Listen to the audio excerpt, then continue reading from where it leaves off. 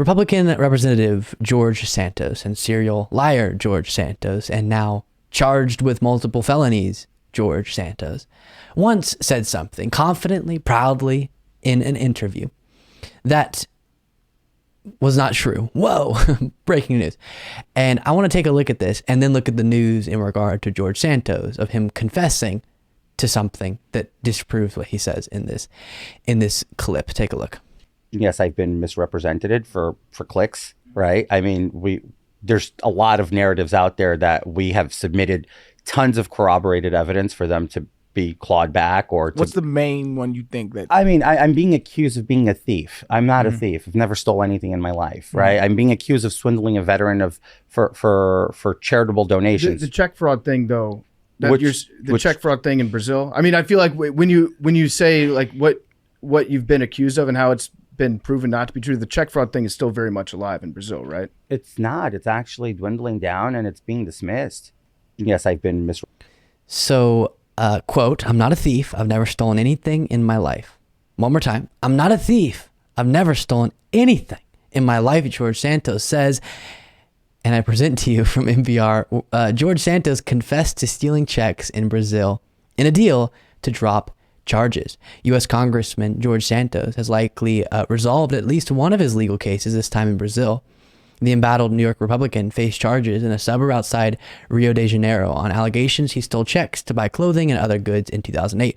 On Thursday, Santos signed a deal with Brazilian prosecutors that he would confess and agree to pay almost $5,000 in fines and restitution in exchange for dropping the charges, the New York Times reported. Just a day after pleading not guilty to separate charges in the U.S., Santos appeared remotely in a criminal court in Brazil. They alleged that he used a fake name and stole a checkbook to buy goods, including tennis shoes. This is unrelated to the 13 felony charges, obviously, out of New York in regard to his financial crimes and the misappropriating donor money for personal gain, the unemployment, wrongfully claiming unemployment benefits, all of that. So he has confessed now to being a thief, stealing that checkbook. Shockingly, he lied there too. And I wanted to be clear that, and I'm going to show you a clip of Democratic Representative Hakeem Jeffries making this point. This is now the face of the Republican Party. George Santos, Marjorie Greene, Trump. I'll talk about that more after letting Hakeem Jeffries break this down. The modern day Republican Party is the party of Marjorie Taylor Greene, George Santos, and Donald Trump. That's the reality, folks. You can't make this stuff up. That's the reality. And later on today, apparently, House Republicans are going to try to pass legislation that will restrict, if not end, the ability of the federal government to confront unemployment insurance fraud. At the same time that one of the leaders of the House Republican Conference here in Washington, D.C., George Santos, has been charged with unemployment insurance fraud. Why do I say he's one of the leaders? Because the Default on America Act would not have passed the House of Representatives without the support of George Santos, who was the deciding vote. And perhaps that explains why my Republican colleagues have failed to take any action to remove someone who is clearly unfit to serve in the People's House. Yeah.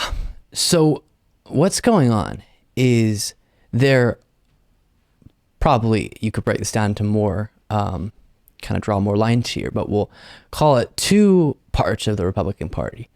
You have the really radical, and then you have the more moderate. And so you have the Marjorie Greene part of the GOP, and you have the more moderate. And there's probably more accurately three with kind of the very moderate who call out Trump. But even those who wouldn't call out Trump but aren't as radical as Marjorie Greene are somewhere in the mix as well. And what's going on is behind the scenes, a lot of these Republicans hate the most radical Republicans. They hate Trump. They hate George Santos. They hate Marjorie Greene, Lauren Boebert, Matt Gaetz. But they're too terrified to ever call them out. Whereas the other way around, that's not the case. The radicals are perfectly willing. The most dishonest individuals are very willing to call out the moderates when they're unhappy with them.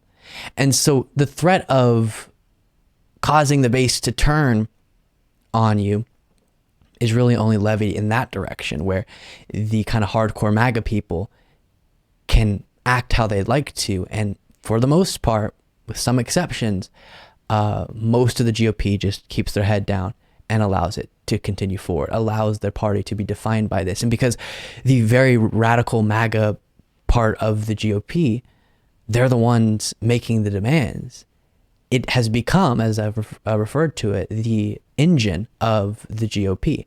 It is driving the agenda. MAGA is. And all of the moderate individuals who don't stand for necessarily what Trump does, what Marjorie does, will go along with it, won't fight back as they should against it, because they're too afraid of the MAGA base.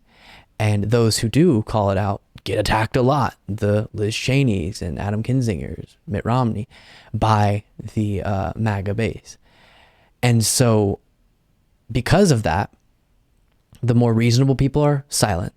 The not at all reasonable people, detached from reality completely people, as was being called out there by Hakeem Jeffries, they're the ones calling the shots. They're the ones with the power. They use that thin majority that Republicans have to their advantage. And George Santos can be the deciding vote on something, and that gives him power within the Republican Party.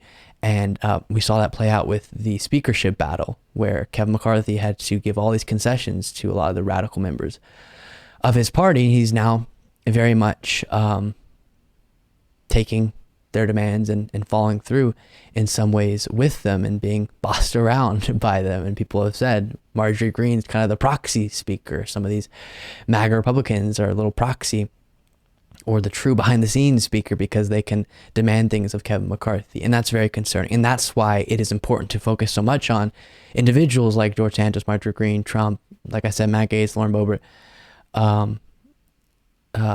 Jim Jordan, whoever it might be, because it is now what is in control of the Republican Party, one of the two major parties in America. And that is terrifying. And that must be called out. And Republicans who don't stand for that, who are more reasonable, they should answer for it. They should answer for why they are silently allowing their party to be defined by serial liars like George Santos, and not speaking out, again, with some exceptions that we do give credit to, for sure. They're not calling out the danger of this part of the GOP. But really wild stuff. And there's the news about George Santos's confession.